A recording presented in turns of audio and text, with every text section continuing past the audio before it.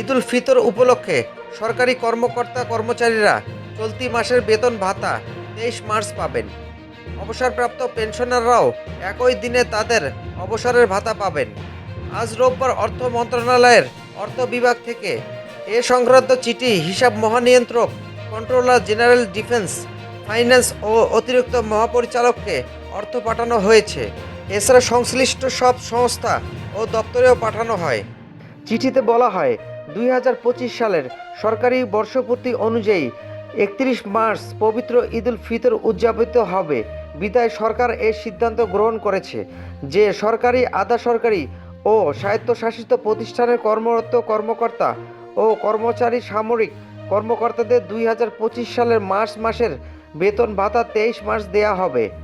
একই দিনে অবসরপ্রাপ্ত পেনশনাররাও তাদের অবসরের ভাতা পাবেন। বাংলাদেশ ট্র্যাজেডি রুলসের অধীনে প্রণীত সাবসিডিয়ারি রুলস 113 ক্ষমতা বলে এ আদেশ জারি করা হয়েছে। অর্থ বিভাগের সিনিয়র সহকারী সচিব মোহাম্মদ আব্দুল গফুর এই আদেশে সই করেন।